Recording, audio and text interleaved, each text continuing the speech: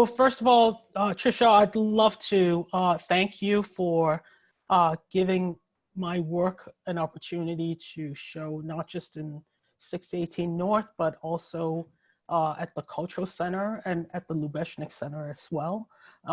And I want to say something about what Alberto just said about meaning and this in-betweenness. So I definitely share that experience with you as well. So the work that I have in the In Flux exhibition, is probably prompted by this question about definition. So it's a dimension of meaning making or meaning accessing, right? So, so what you see here is a diptych of newspapers that shows the same newspaper front page twice.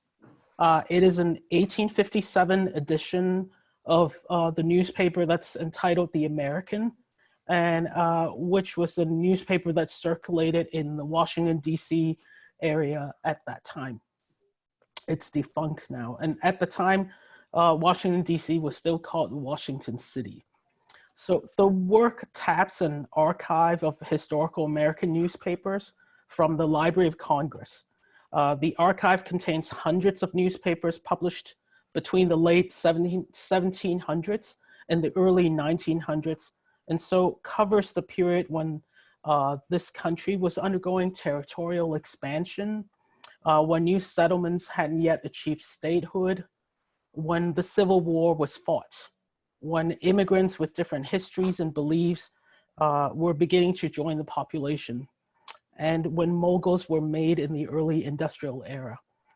It was a period when the American public was being formed and the characteristics of national identity was being hashed out. And the archives, all the newspapers in the archive, actually, my reading of the newspapers really tell that story about these very fraught relationships between different groups, but also as a result, the definition of how different groups saw what belonging means and how it could be defined, And particularly since 2016, it feels to me that the country is going through a similar collective questioning of identity. But unlike that time when people were trying to define nation from scratch, today we can't agree on the ways the past and the future intersect.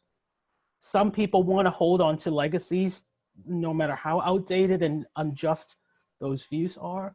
And as an immigrant, I wanted to examine the definition of belonging for myself.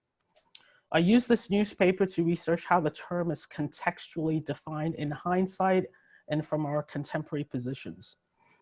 And Nathan, I don't know if you were able to incorporate the 4 images that I sent you earlier today. From Rome and Susan. I don't know. It's okay if you don't have those. I just was curious. If you have them, now's a good time to put them up.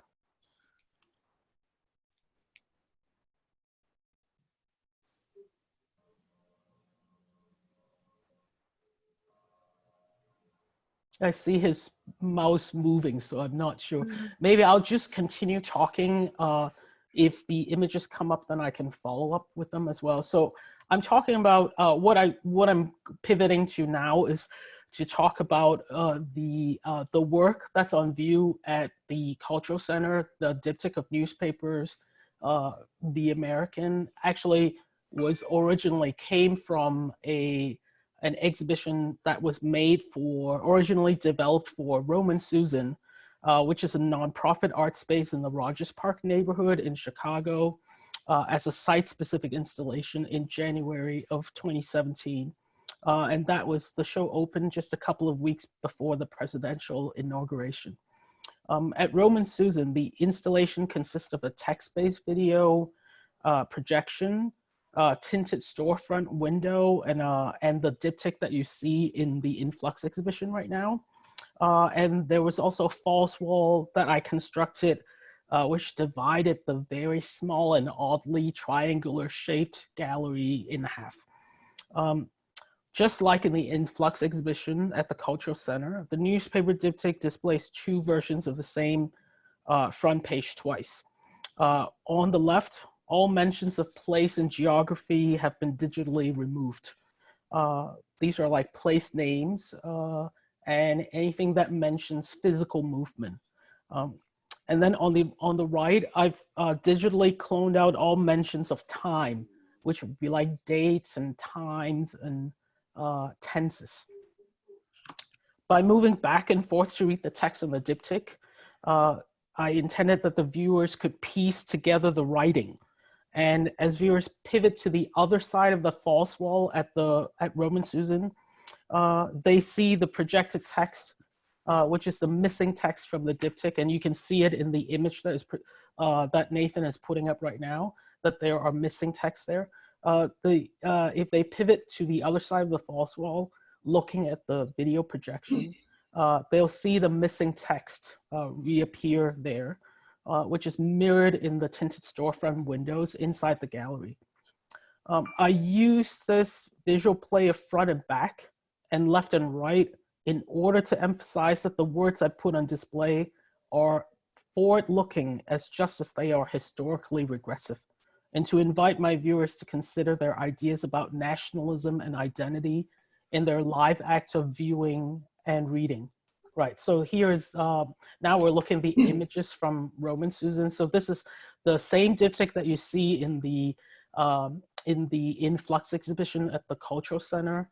But here you're seeing the same diptych at Roman Susan hung on the false wall of the gallery. And then this is the street side view where you're looking at the projections of the missing text through the tinted windows.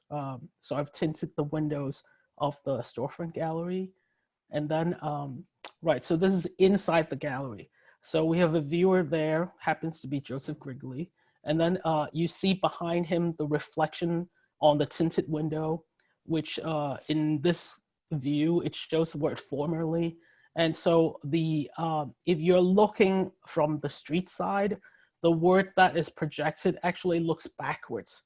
So now inside the gallery, the projection is mirrored on the inside of the tinted window, and you see the word in right reading. And right, so this is a schematic drawing of how the very small and oddly shaped gallery was structured. So those elements that I've already mentioned. So what I want to close by saying is that with the anti-Asian xenophobia that's happening right now during the pandemic, in a global sense, I'm reminded once again that the re-examination of how the public defines national belonging happens in all expected and unexpected contexts.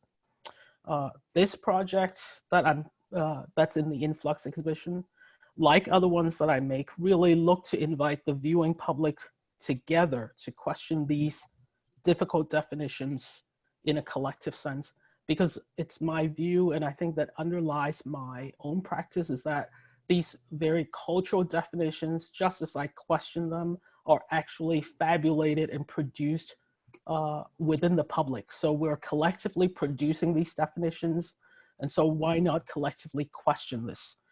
So that's where I'm at. Thank you.